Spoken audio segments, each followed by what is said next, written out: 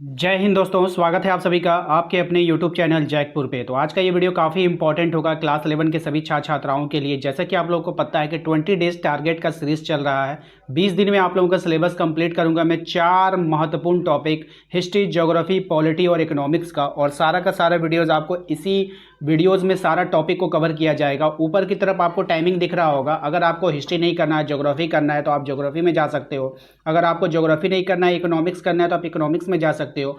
अगर आपको इकोनॉमिक्स नहीं पॉलिटिकल साइंस करनी है तो आपको पॉलिटिकल साइंस के ऊपर टाइमिंग दिख रहा होगा। यानी कि टाइमिंग के हिसाब से आप अपने सभी कोर्सेज को कर सकते हो। तो चलिए स्टार्ट करते हैं हम। वीडियो को अभी से लाइक कर दीजिए।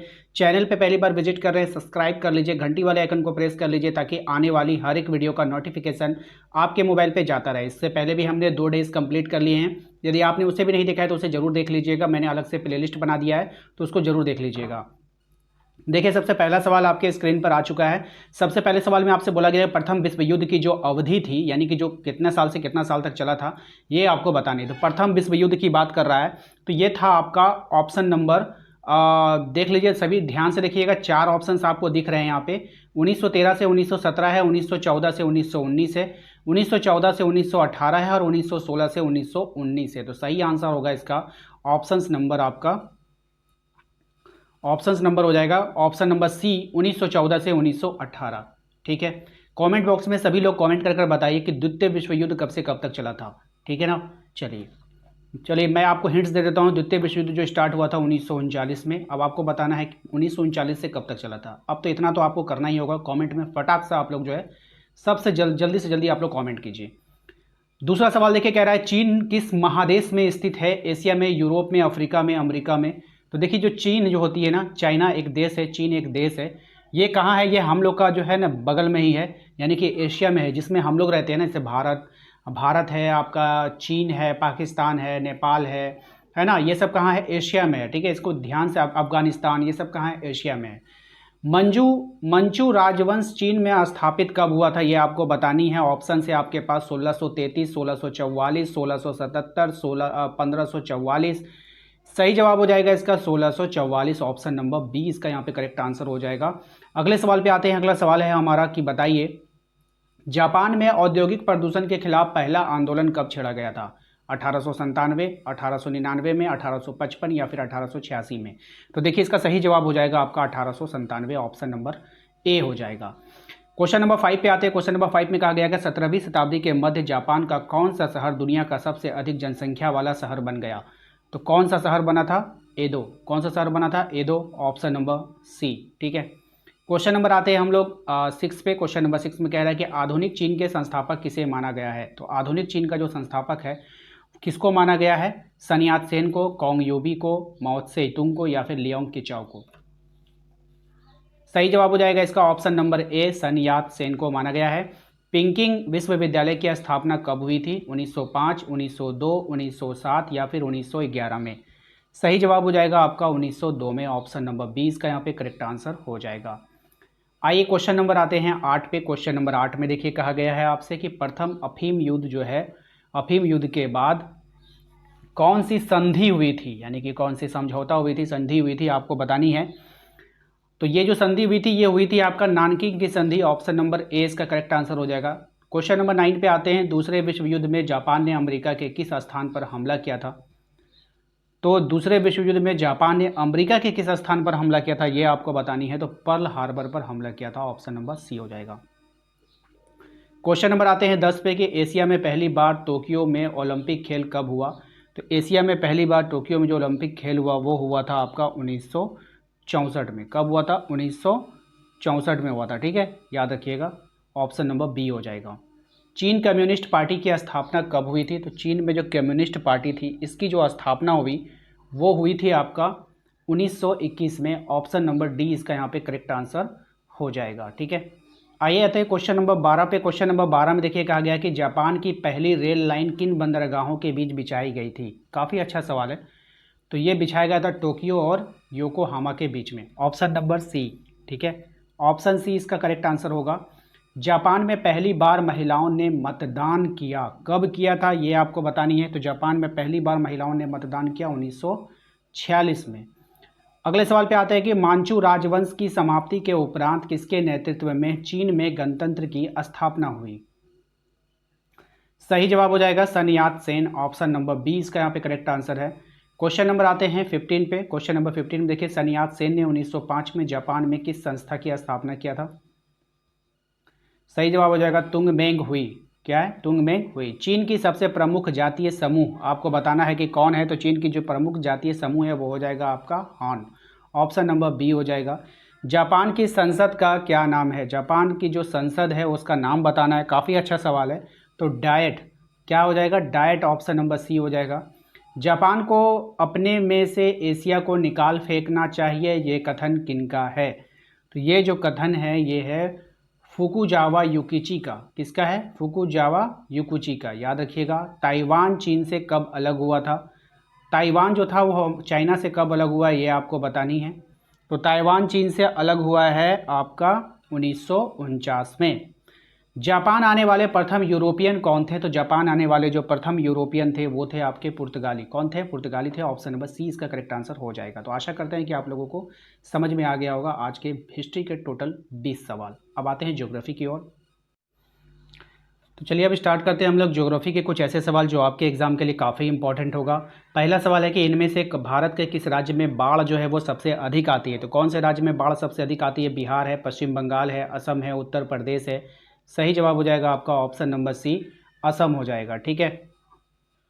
दूसरा सवाल देखिए हमारा क्या है, कह रहा है उत्तरांचल के किस जिले में मालपा भूस्खलन आपदा घटित हुई थी? तो उत्तरांचल के कौन से जिले में हुआ था ये? तो पिथौरगढ़ में हुआ था। ये कहाँ पे हुआ था? पिथौरगढ़ में हुआ था, याद रखिएगा। अगला सवाल देखिए क्या है हमारा, कह रहा है आपसे कि इनमें से कौन से राज्य में सर्दी के महीनों में बाढ़ आती है? यानी कि कौन सा ऐसा राज्य है जिसमें सर्दी के महीनों में बाढ़ आती है? तो वो जो राज्य हो जाएगा वो हो जाएगा आपका तमिलनाडु, ऑप्शन नंबर डी इसका करेक्ट आंसर होगा। क्वेश्चन नंबर आते हैं 4 पे। क्वेश्चन नंबर 4 में देखिए कह रहा है इनमें से किस नदी में माजुली नदी द्वीप स्थित है? कौन सी नदी में जो माजुली है आपको बतानी है? तो ब्रह्मपुत्र में माजुली है। ठीक है, याद रखिएगा। बर्फानी तूफान किस तरह की प्राकृतिक आपदा है? अब ये जो बर्फानी तूफान है ये कौन सी तरह की प्राकृतिक आपदा है? तो ये वायुमंडलीय प्राकृतिक आपदा है, याद रखिएगा। क्वेश्चन नंबर आते हैं हम लोग 6 पे। भारतीय राष्ट्रीय आपदा प्रबंधन संस्थान की स्थापना कब की गई? तो इसकी जो स्थापना की गई थी ये की गई थी 1994 में, ऑप्शन नंबर डी इसका करेक्ट आंसर होगा। क्वेश्चन नंबर आते हैं 7 में, निम्नलिखित आपदाओं में से कौन सी आपदा सबसे अधिक विध्वंसकारी है? बाढ़, सूखा, भूकंप या फिर चक्रवात? तो देखिए जो भूकंप है ये सबसे ज़्यादा तबाही मचाती है क्योंकि ये अचानक से आती है। क्वेश्चन नंबर आते हैं हम लोग 8 पे, निम्न में से कौन अत्यधिक क्षति जोखिम क्षेत्र है? तो ये जो हो जाएगा इसका उत्तर पूर्वी प्रांत। ठीक है, ऑप्शन नंबर ए हो जाएगा। सुनामी का प्रभाव सबसे अधिक किस क्षेत्र में पड़ता है? तो सुनामी का जो प्रभाव सबसे अधिक पड़ेगा समुद्र के तटीय क्षेत्र में, है ना, क्योंकि सुनामी जो उत्पन्न होता है वो समुद्र से ही होता है। तो समुद्र के किनारे जो रहेगा उसको ज़्यादा नुकसान होगा। सुनामी क्या है? देखिए भूकंप से उत्पन्न हुई समुद्री लहरें जो होती है उसे ही हम लोग क्या बोलते हैं? सुनामी बोलते हैं। ठीक है। क्वेश्चन नंबर आते हैं 11 पे। क्वेश्चन नंबर 11 में देखिए कह रहा है निम्न में से किस दशक को अंतर्राष्ट्रीय आपदा न्यूनीकरण दशक घोषित किया गया था? यानी कि कब किया गया था ये आपको बतानी है। सही जवाब हो जाएगा 1990 से 2000 को। ठीक है, ऑप्शन नंबर सी। निम्नलिखित में से किस नगर में आपदा न्यूनीकरण विश्व कॉन्फ्रेंस आयोजित किया गया? कौन से नगर में किया गया था ये आपको बतानी है। तो याकोहामा में, ऑप्शन नंबर बी हो जाएगा। उष्णकटिबंधीय चक्रवात किन अक्षांशों के मध्य उत्पन्न होते हैं? तो कौन से अक्षांश के मध्य उत्पन्न होगा? तो ये हो जाएगा आपका 30 डिग्री उत्तर से 30 डिग्री दक्षिण, ऑप्शन नंबर डी इसका करेक्ट आंसर होगा। आपदा प्रबंधन अधिनियम कब पारित किया गया? तो आपदा प्रबंधन अधिनियम जो पारित हुआ वो 2005 में पारित हुआ था। काफ़ी अच्छा सवाल है, ध्यान रखना है सभी को। अगले सवाल पे आते हैं, क्वेश्चन नंबर 15। कोविड-19 किस प्रकार की आपदा है? अब ये जो कोविड-19 है वो किस प्रकार की आपदा है? तो ये एक तरह का जैविक आपदा है, याद रखना है। तूफान महोनी, ठीक है, क्या है? तो ये क्या है? ये एक तरह का उष्णकटिबंधीय क्षेत्र में चलने वाली वायु है, ऑप्शन नंबर सी हो जाएगा।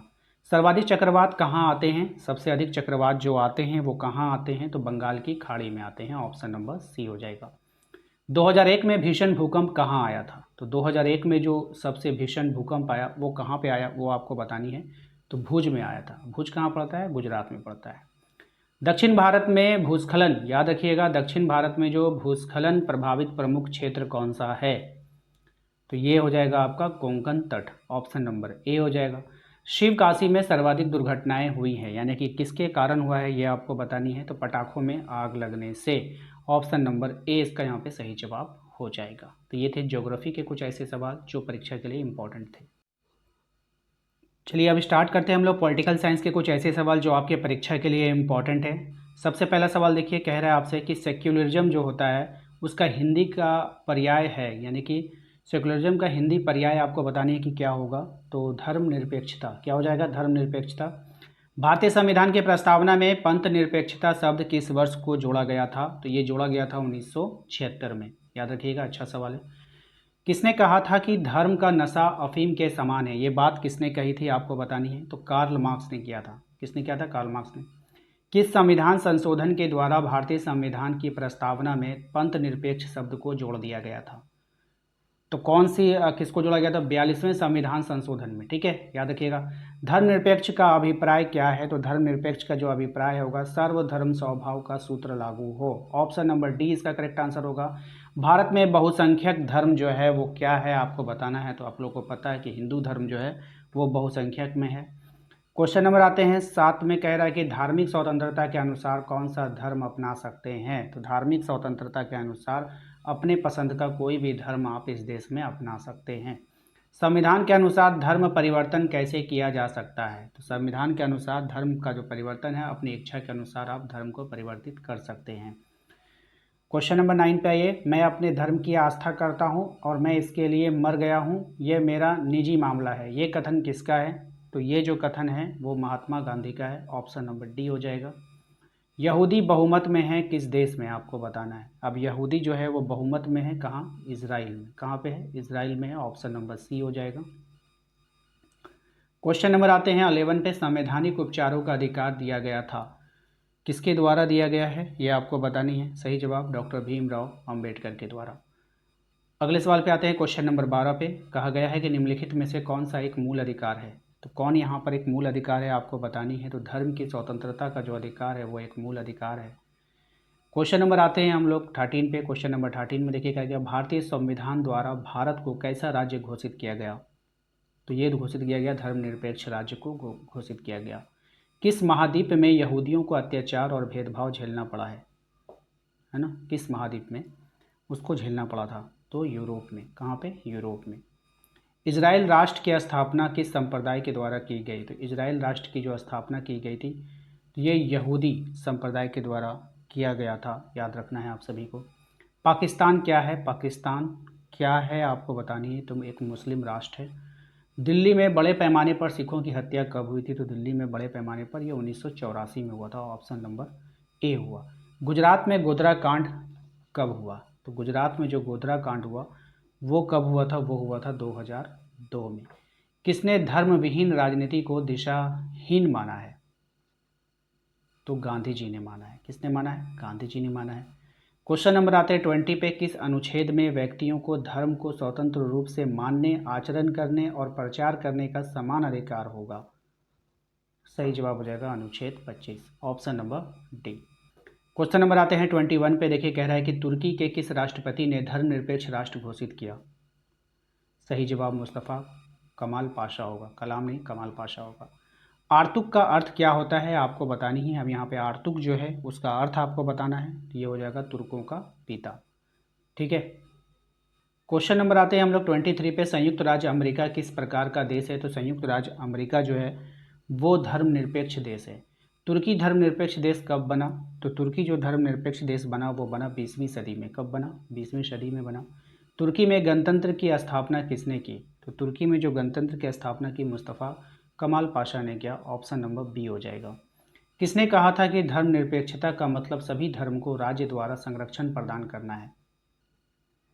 तो जवाहरलाल नेहरू ने कहा था। भारतीय धर्मनिरपेक्षता के दार्शनिक कौन थे। तो भारतीय धर्मनिरपेक्षता के जो दार्शनिक थे वो थे आपके नेहरू जी। गणतंत्र तुर्की का पहला राष्ट्रपति कौन था। सही जवाब मुस्तफ़ा कमाल पाशा, ठीक है, याद रखिएगा। अगले सवाल पे आते हैं क्वेश्चन नंबर 29। पहली बार धर्मनिरपेक्षता शब्द का प्रयोग किसने किया। तो जॉर्ज जैकब हानली याप ने, ठीक है, याद रखिएगा। क्वेश्चन नंबर आते हैं 30 पे। क्वेश्चन नंबर 30 में देखिए कहा गया है कि जॉर्ज जैकब हॉलियाक ने धर्मनिरपेक्ष शब्द का प्रयोग कब किया था? ये किया था 1846 में। वेस्टफैलिया सम्मेलन कब हुआ? अब ये जो वेस्टफैलिया सम्मेलन हुआ ये 1648 में हुआ था, ध्यान रखना है सभी को। धर्मनिरपेक्षवाद किससे तालमेल स्थापित नहीं किया जा सकता? तो ये नहीं किया जा सकता है आपका कठोर परंपरावाद से। ऑप्शन नंबर डी हो जाएगा। क्वेश्चन नंबर 33, किसने धर्मनिरपेक्ष का समर्थन किया है? तो किसने किया है भाई? तो मैकियावेली ने, हॉब्स ने, लॉक ने, तो इनमें से सभी हो जाएगा। अगले सवाल पे आते हैं और ये हमारा आखिरी सवाल होगा कि कौन सा राज्य पहले एक धर्म सापेक्ष राज्य था किंतु अब एक धर्मनिरपेक्ष राज्य हो गया है? तो नेपाल। Option number A. अब हम लोग करने वाले हैं इकोनॉमिक्स के कुछ ऐसे सवाल जो आपके एग्जाम के लिए काफ़ी इंपॉर्टेंट होगा। चीन में अर्थव्यवस्था का स्वरूप कैसा है आपको बतानी है। तो यहाँ पर जो अर्थव्यवस्था है वो निर्देशित अर्थव्यवस्था है, याद रखिएगा। अगले सवाल पे आते हैं, पाकिस्तान में पंचवर्षीय योजना की शुरुआत किस वर्ष हुई थी? तो ये हुआ था आपका 1956 में। ऑप्शन नंबर डी हो जाएगा। पाकिस्तानी पंचवर्षीय योजना को क्या कहा जाता है? तो ये कहा जाता है मध्यकालीन विकास योजना। ऑप्शन नंबर ए इसका करेक्ट आंसर होगा। चीन में पंचवर्षीय योजना की शुरुआत किस वर्ष हुई थी? सही जवाब हो जाएगा 1953 में हुई थी। नेक्स्ट आते हैं, ग्रेट लीप फॉरवर्ड योजना का संबंध किस देश से है? तो ये चीन से है। चीन में ग्रेट लीप फॉरवर्ड योजना की शुरुआत कब की गई थी? तो ये 1958 में किया गया था। ठीक है। ग्रेट लीप फॉरवर्ड योजना का मुख्य उद्देश्य क्या है? ये था बड़े पैमाने पर देश का औद्योगिकरण करना। ऑप्शन नंबर सी हो जाएगा। क्वेश्चन नंबर आते हैं 8 पे। क्वेश्चन नंबर 8 में कह रहा है कि 1958 में चीन के ग्रामीण क्षेत्रों में लोगों के द्वारा सामूहिक रूप से खेती कार्य प्रारंभ किया गया था। कृषि के इस स्वरूप को क्या कहते थे? तो कृषि के जो इस स्वरूप को कहा जाता था कम्यून। क्या कहता था? कम्यून कहा जाता था। 1965 में माओ ने चीन में किस क्रांति की शुरुआत की थी? सही जवाब हो जाएगा महान सर्वहारा सांस्कृतिक क्रांति। ऑप्शन नंबर ए हो जाएगा। क्वेश्चन नंबर आते हैं 10 पे। क्वेश्चन नंबर 10 में कहा गया है कि चीन में आर्थिक सुधारों की शुरुआत कब हुई? तो चीन में जो आर्थिक सुधार हुए थे इसकी शुरुआत 1978 में हुआ। ऑप्शन नंबर डी इसका करेक्ट आंसर होगा। चीन में विशेष आर्थिक क्षेत्र के निर्माण का मुख्य उद्देश्य क्या था? तो ये था विदेशी निवेशकों को आकर्षित करना। ऑप्शन नंबर बी इसका करेक्ट आंसर होगा। पाकिस्तानी अर्थव्यवस्था क्या है आपको बतानी है। तो ये मिश्रित अर्थव्यवस्था है। कैसी है? मिश्रित। और हाँ, भारत की जो अर्थव्यवस्था है वो भी एक मिश्रित अर्थव्यवस्था है, ध्यान रखिएगा। पाकिस्तान द्वारा पूंजीगत वस्तु उद्योगों का राष्ट्रीयकरण कब किया गया? ये 1970 के दशक में किया गया। ऑप्शन नंबर ए हो जाएगा। पाकिस्तान में वित्तीय सहायता के प्रमुख स्रोत क्या हैं? तो पाकिस्तान में जो वित्तीय सहायता है उसके जो प्रमुख स्रोत हैं वो हो जाएगा आपका पश्चिमी देशों से प्राप्त वित्तीय सहायता, मध्य पूर्व देशों में जाने वाले प्रवासियों की आय। तो ए और बी दोनों हो जाएगा, यानी ऑप्शन नंबर सी हो जाएगा। क्वेश्चन नंबर आते हैं 15 पे। क्वेश्चन नंबर 15 में कहा गया कि पाकिस्तानी अर्थव्यवस्था में आर्थिक सुधार कार्य कब प्रारंभ हुआ?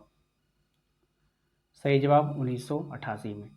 अगले सवाल पे आते हैं। क्वेश्चन नंबर 16, निम्न में से किस देश की जनसंख्या घनत्व सबसे कम है?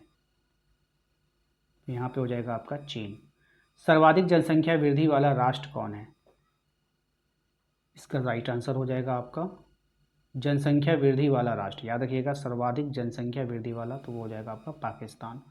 ऑप्शन नंबर बी हो जाएगा। एक संतान नीति लागू करने वाला देश कौन सा है? तो एक संतान नीति को लागू करने वाला देश कौन है? चीन है। सबसे कम नगरीकरण करने वाला देश कौन है? तो सबसे कम नगरीकरण करने वाला जो देश है वो हो जाएगा आपका भारत। ऑप्शन नंबर ए हो जाएगा। ठीक है। क्वेश्चन नंबर आता है 20 पे। सकल घरेलू उत्पाद की दृष्टि से चीन का विश्व में कौन सा स्थान है? सही जवाब हो जाएगा दूसरा स्थान है। ऑप्शन नंबर बी हो जाएगा। तो आशा करते हैं आप लोगों को आज का ये वीडियो पसंद आया होगा। वीडियो अच्छा लगा तो लाइक करके चैनल को सब्सक्राइब कर लीजिए। घंटी वाले आइकन को जरूर प्रेस कीजिए ताकि आने वाली हर एक वीडियो का नोटिफिकेशन आपके मोबाइल पे जाए।